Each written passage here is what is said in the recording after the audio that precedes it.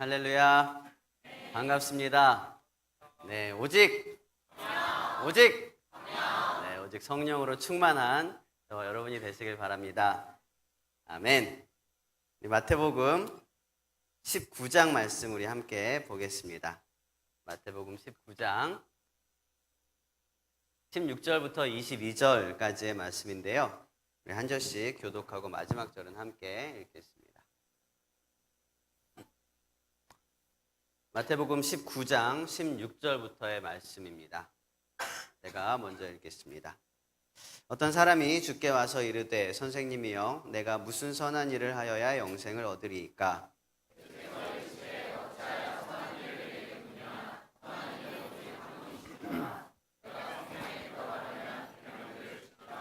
이르되 어느 계명이오니이까? 예수께서 이르시되 살인하지 말라, 간음하지 말라, 도둑질하지 말라, 거짓 증언하지 말라.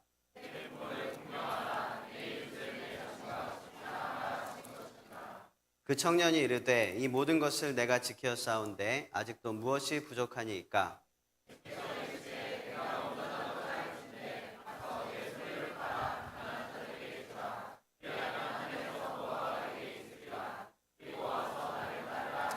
함께 했습니다. 그 청년이 재물이 많음으로 이 말씀을 듣고 근심하며 가니라. 아멘. 네. 이 말씀을 우리가 가끔씩 볼 때 이 말씀 처음 보는 말씀이 아니죠. 교회 한 그래도 2, 3년 이렇게 다녔으면은 이 말씀은 처음 보는 말씀이 아니에요. 이 말씀을 볼 때마다 정말 깜짝깜짝 놀라고 정말 큰일 났습니다. 큰일 납니다. 우리가 영생을 얻기 위해서는 우리의 소유를 다 팔아서 어디에 투자해야 되는 게 아니라 가난한 자들에게 싹 나눠줘야 된다. 빌려줘야 되는 게 아니라 그냥 나눠줘 버려야 된다. 다 나눠줘. 이거 어떻게 이거를 감당할 수 있는 말이겠습니까? 우리 어떤 생각이 먼저 딱 들어요? 어디까지 팔아야 되나? 내 소유 진짜 다 팔으라는 건가? 진짜 다 팔면 어떡하지?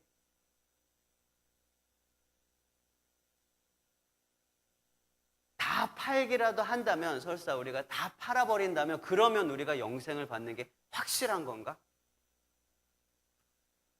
사실 이 말씀을 보고 굉장히 많은 사람들이 절망을 합니다. 여러분, 그런데요, 예수님께서 이 말씀을 통해 우리에게 주시고자 하신 것이 바로 절망입니다. 어떤 절망이겠습니까? 우리 16절 말씀 질문, 여러분의 성경책을 보고 16절 말씀의 질문을 한번 보세요.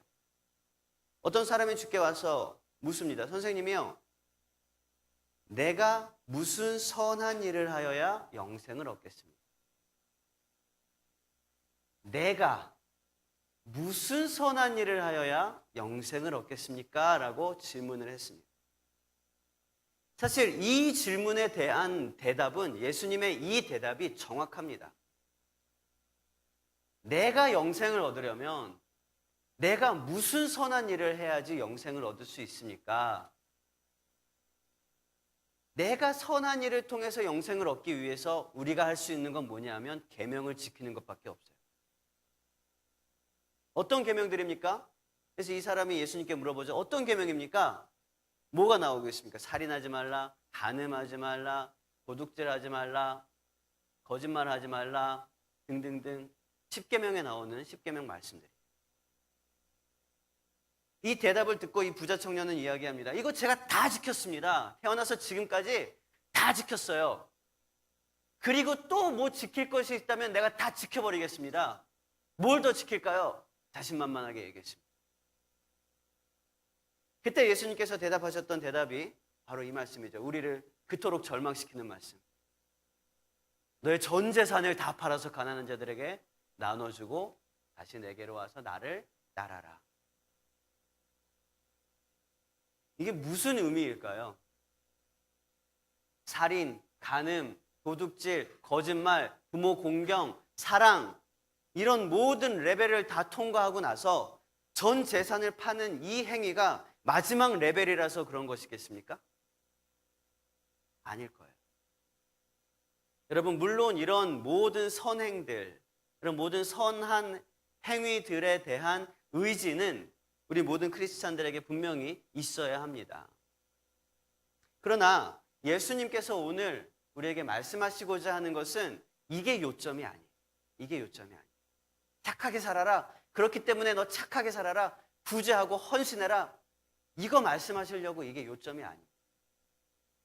이 부자 청년은요, 정말 열정적이었고요. 또 굉장히 착했어요. 영생에 대한 갈급함도 있었습니다. 그러나 그는 질문이 잘못됐어요. 질문. 여러분, 질문도 잘해야 됩니다. 오늘 Q&A 시간이 있다 그랬죠. 제가 오늘 고민을 하면서 또 기도하면서 Q&A, 우리 수련회 때 가끔씩 Q&A를 합니다. 그때 참 좋은 질문들이 많이 나오고 그 질문 통해서 모든 사람들이 같이 영적으로 성장하고 이런 것들도 함께 봐요. 그래서 오늘 Q&A를 좀 해야 되겠다.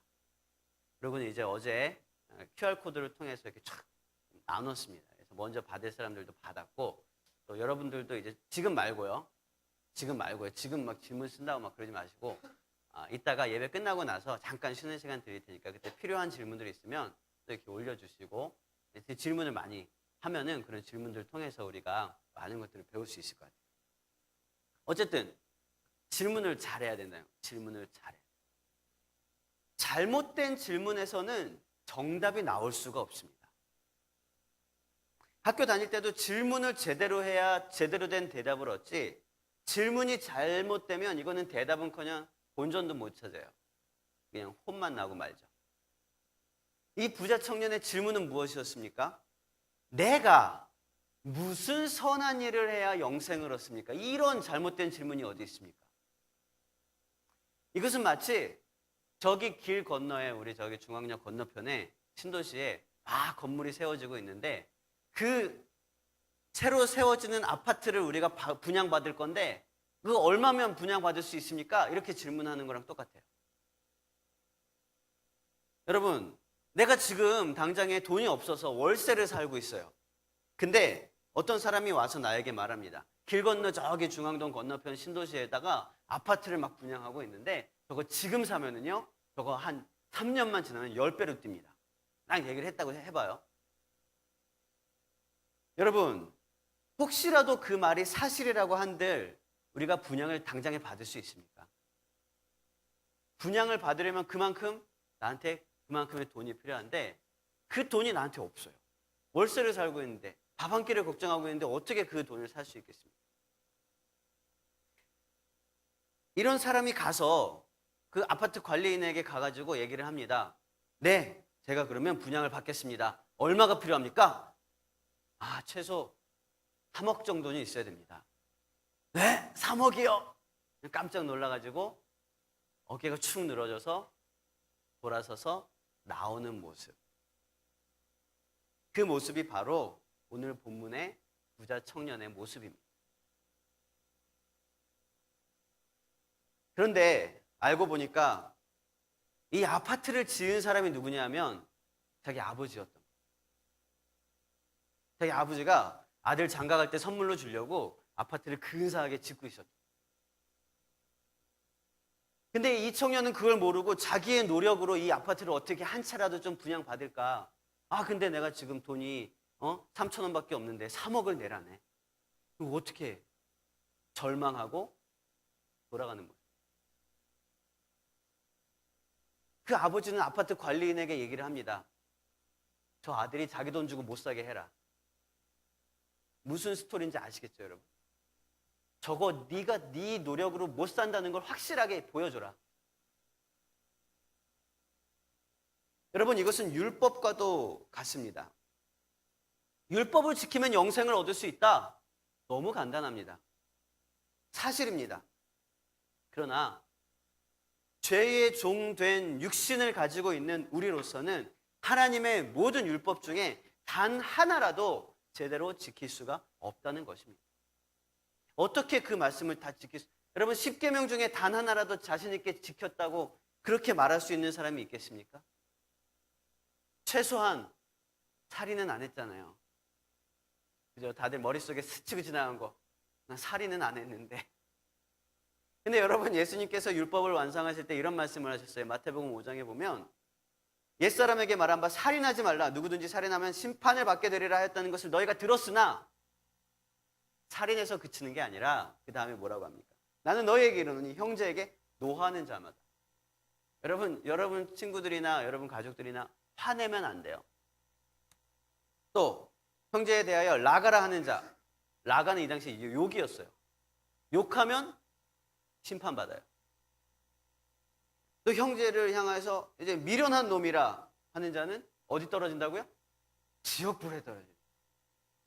여러분 입에서 다른 친구들 향해서 다른 형제 자매들, 뭐 자매는 안 나왔네요. 어쨌든 다른 사람들에게 분노하거나 욕을 하거나 조롱하거나 비웃거나 이런 말을 한 번이라도 했으면 지옥 가는 거예요. 살인은 둘째치고.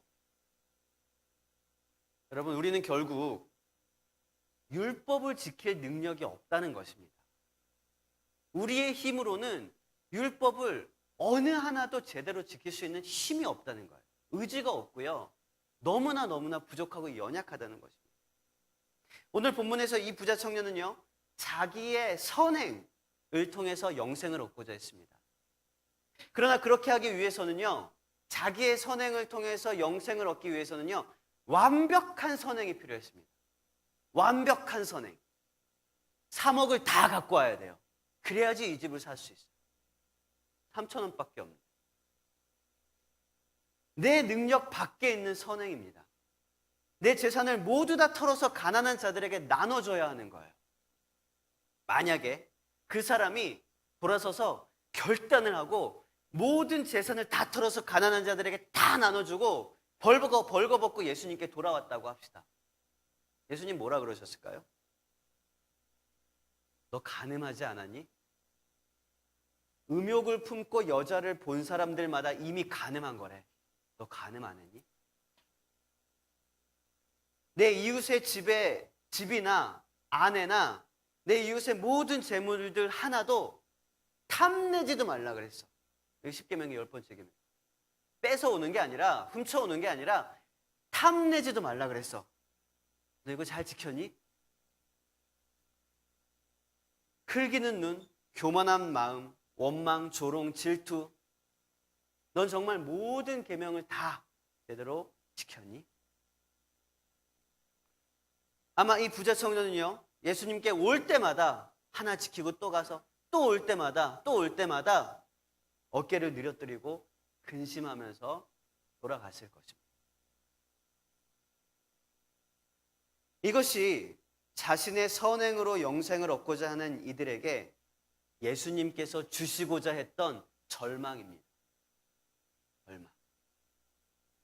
여러분 우리는 우리의 선행으로 우리의 의로 영생을 얻을 수가 없습니다. 여기부터 시작해야 됩니다. 난 없어요. 난 할 수 없습니다. 여기부터가 진짜 제대로 된 출발점입니다. 이 부자 청년이 어깨를 늘어뜨리며 돌아간 후에 제자들은요. 예수님의 말씀을 듣고 놀라요. 예수님이 뭐라고 얘기했습니까? 24절 여러분 성경책 보세요. 24절 보면 다시 너희에게 말하노니 낙타가 바늘귀로 들어가는 것이 부자가 하나님 나라에 들어가는 것보다 쉽다라고 얘기하고 있습니다. 부자가 하나님 나라에 들어가는 것이 굉장히 어렵다는 얘기인데요. 조금 더 정확하게 얘기하면 부자가 하나님 나라에 들어가는 것이 어렵다는 겁니까? 불가능하다는 겁니까? 불가능하다는 얘기예요. 불가능하다는 얘기. 어떻게 낙타가 바늘귀를 들어갑니까? 어떤 사람들은 이렇게 얘기해요. 낙타에 무슨 가죽, 기름 어떻게 해가지고 짜면 그걸로 실을 만드는데 그 과정이 너무 힘들고 오래 걸려. 지금 그 얘기를 하는 게 아니잖아요. 이게 불가능하다고 얘기하고 있는 거잖아요, 지금. 낙타가요, 정말 만에 하나, 말도 안 되게 작은 낙타가 말도 안 되게 큰 바늘 귀를 지나갔어요. 그래서 지나갔어요. 그럴지언정 그보다 더 어려운 게 뭐냐 하면 부자가 하나님 나라 들어가는 거래요. 그러니까 제자들이 깜짝 놀라면서 그러면 누가 구원을 얻습니까? 라고 묻습니다. 그런데 여러분 한번 상상해 보세요. 이게 놀랄 만한 일입니까? 제자들 입장에서 놀랄 만한 일이에요? 제자들 중에 부자가 있었습니까? 없었어요. 그러니까 오히려 예수님의 그 대답을 딱 듣고서 예수님 그렇습니다. 아멘 주님. 그래서 제가 주님을 따라가는 겁니다. 부자들은 천국 못 가야죠.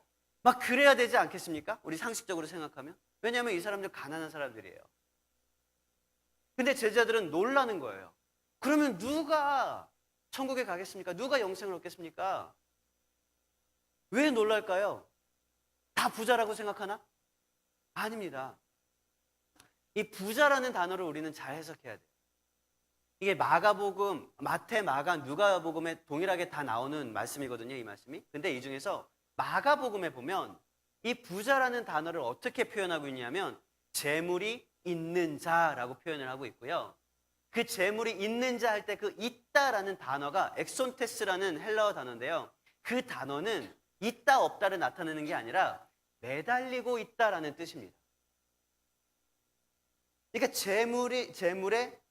그러니까 부자라는 단어는 재물에 매달리고 있다. 재물에 영향을 받고 있다.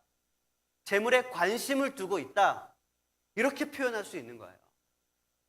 예수님이 말씀하시고자 하는 부자는 재물에 매달리는 자들입니다. 그런데 그게 돈 많은 사람만 재물에 매달리는 거예요? 그렇지 않잖아요. 부자든 가난한 자든 이 땅에서 육체를 가지고 사는 사람들은 돈에 영향을 받게 되어 있습니다. 돈을 소유하고 싶어하고 돈에 의해서 좌우되고 돈에 얽매이게 되는 거죠. 그렇기 때문에 제자들이 놀란 거예요. 아니 돈에서 완전히 자유한 사람이 어디 있겠습니까? 돈 한 푼 없이 어떻게 이 세상을 살아갑니까? 그러니까 제자들이 예수님께 이렇게 질문하는 것입니다. 영생을 얻기가 그렇게 어려우니 과연 누가 영생을 얻을 수 있겠습니까? 예수님의 대답이 뭐였습니까? 우리 26절인데요. 여러분 성경책 보면서 한번 읽어봅시다. 26절입니다. 시작.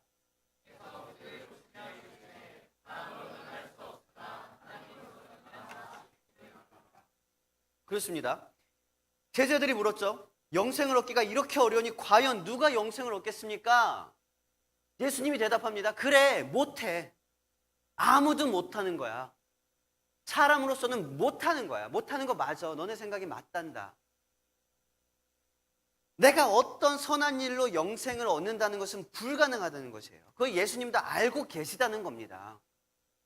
사람으로서는 할 수 없다는 거. 여러분, 영생을 주시는 분은 하나님이십니다. 우리는 단지 이것을 믿기만 하면 되는 거예요. 사람으로서는 할 수 없으나 하나님으로서는 다 할 수 있다는 거예요. 못할 게 아무것도 없다는 것입니다. 우리 구원의 주권은 내가 어떤 선한 일을 함으로써 하는 것이 아니라 하나님이 우리에게 은혜를 베풀어 주심으로써 우리가 구원을 얻고 영생을 얻을 수 있다라는 것입니다.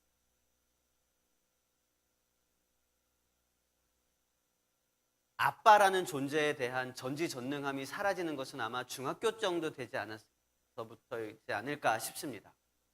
중학교쯤 되면 다른 부모님들도 보이고 비교해서 보이고 아버지의 모습이 조금씩 이렇게 작아져 보이고 그러면서 사춘기를 겪기도 하고 하지만 이 중학생 자녀들이 점점점 커서 다시 또 자녀를 낳을 때가 되면 그때 다시 아버지의 모습이 점점점 커지는 것 같아요.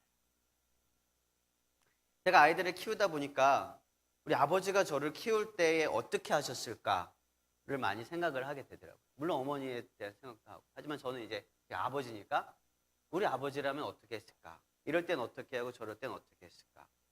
라는 생각이 종종 들곤 합니다. 어떻게 키우셨길래 이렇게 아들을 잘 키우셨을까? 제대로. 그런 생각을 하죠. 이렇게 평생 우리의 삶 속에서 커다란 그런 존재가 바로 아버지라는 존재입니다. 근데 아무래도 이 아버지라는 존재가 우리 삶 속에서 가장 크게 느껴질 때가 언제쯤인가 하면 이제 막 걷기 시작할 때가 아닌가 싶어요. 그 전에는 모르거든요. 아빠가 있는지도 모르고 아빠가 누군지도 몰라요. 아니, 얘가 본인이 몰라. 근데 걸을 때가 되면 인식을 하는 거죠. 아, 우리 아빠라는 사람이구나.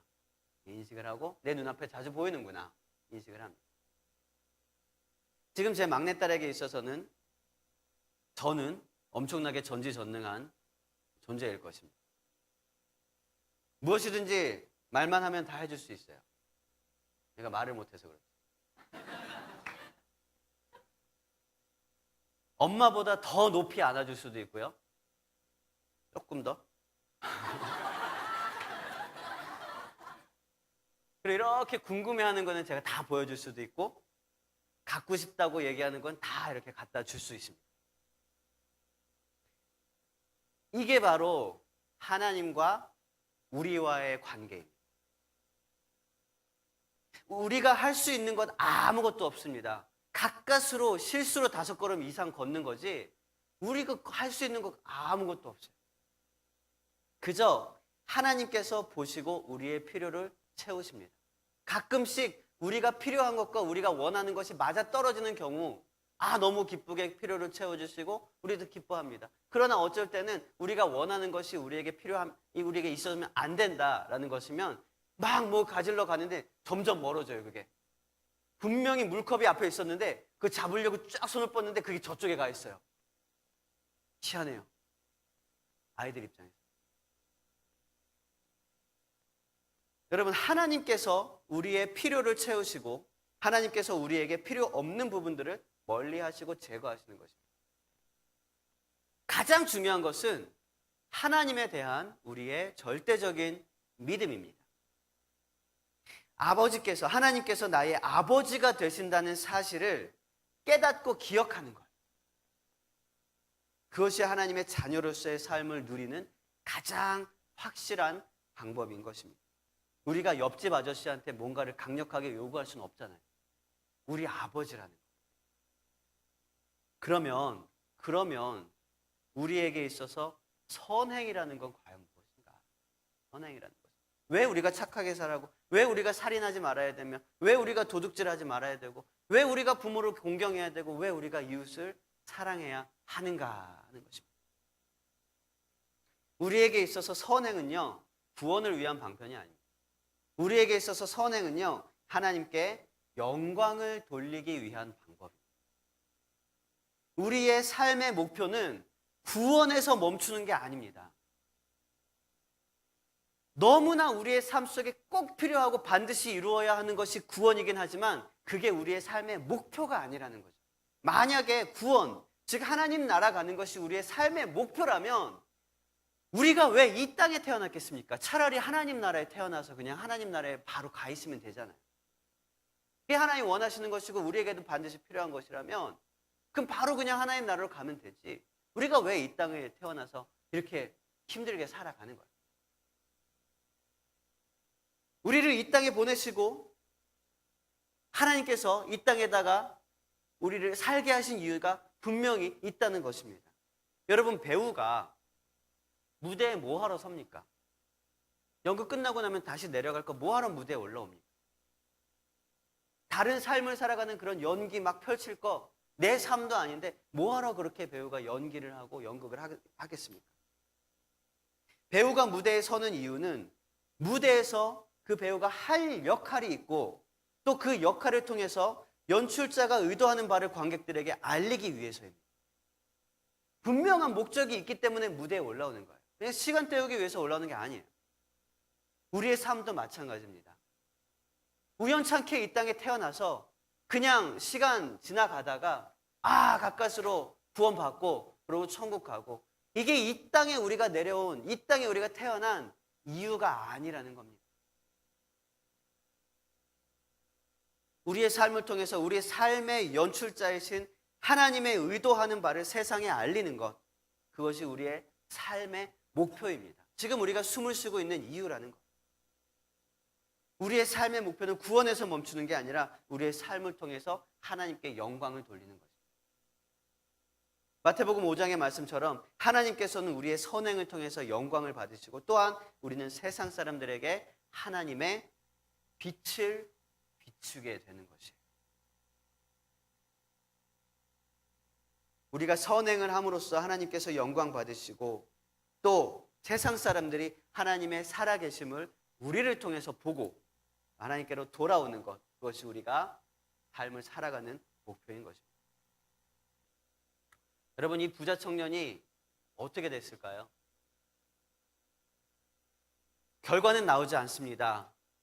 어쩌면 근심하며 간이라 근심을 끌어안고 세상에 나아가서 그 모습이 더 여러분들에게 그대로 투영되어 있는지도 모르겠습니다.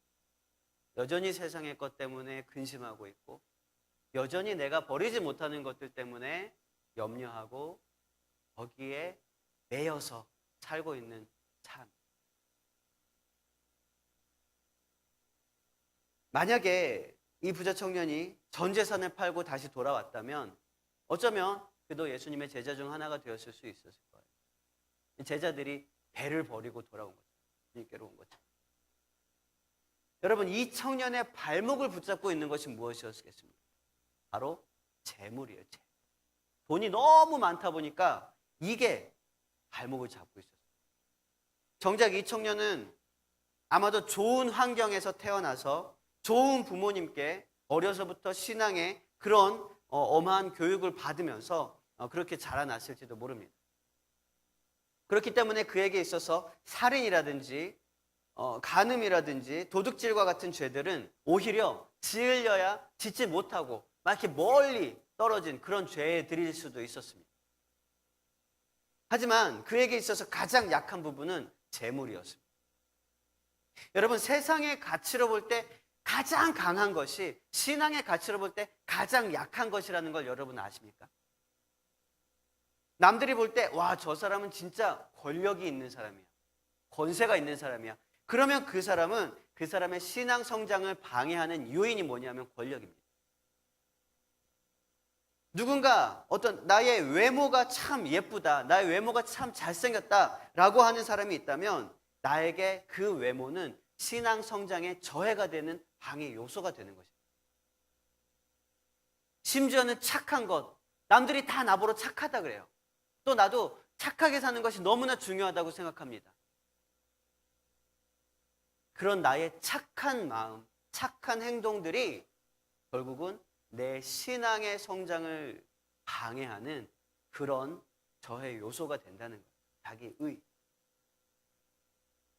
왜냐하면 그것이 나의 우상이 될 수 있기 때문입니다. 전적으로 하나님 믿어야 되는데 내가 따로 믿는 구석이 있다는 것입니다. 이 부자 청년도 예수님을 따를 수 있는 여유가 있었던 것은 아무래도 가지고 있는 든든한 재물이 있었기 때문이에요. 재물이 많은데 걱정할 거 없는데 뭐하러 남의 걸 도둑질 하겠습니까? 여러분, 그런데 그 반대의 경우도 성립합니다. 세상에서 가장 약하다고 하는 것이 신앙적으로는 가장 강한 것일 수 있죠. 여러분, 두 렙돈을 바친 과부의 이야기를 알고 있을 것입니다. 두 렙돈이라는 것은 굉장히 작은 돈입니다. 세상의 관점에서 보면 이 두 렙돈을 바친 이 과부는 약하고 힘없는 계층이었습니다. 그리고 그에게 있어서 재물이라는 것은 사실은 별 의미가 없었어요. 그러나 그렇기 때문에 그녀는 마지막 재산인 두 렙돈을 하나님 앞에 다 바쳐버릴 수가 있는 그런 결단을 할 수가 있는 사람이었던 거예요.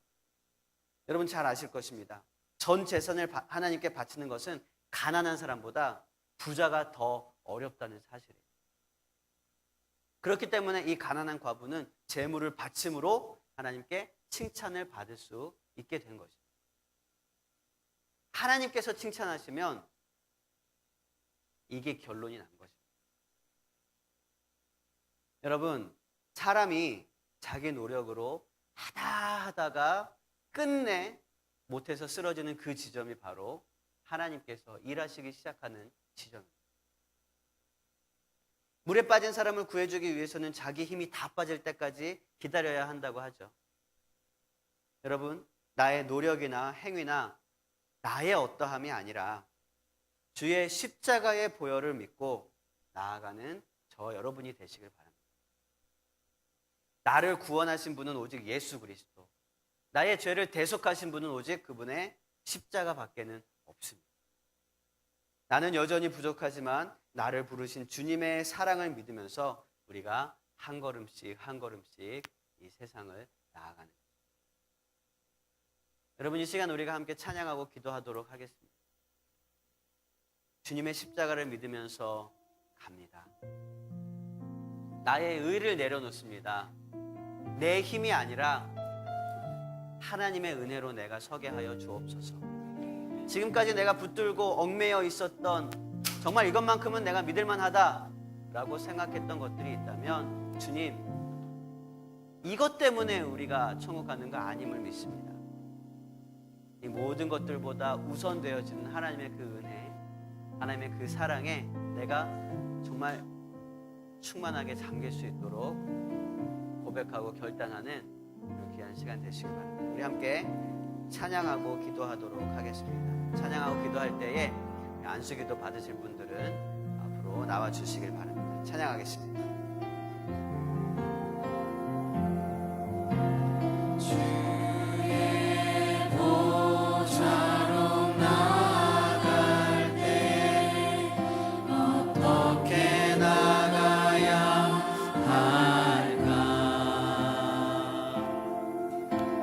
나를 구원한 주의 십자가, 그것을 믿으며 가네. 주의 보좌로 나아갈 때에 나 여전히 부족하다. 나를 부르신 주의 그 사랑, 그것을 믿으며 가네. 자격 없는 내 힘이 아닌 오직 예수님의 보혈로, 자격 없는 내 힘이 아닌 오직 예수님의 보혈로, 십자가의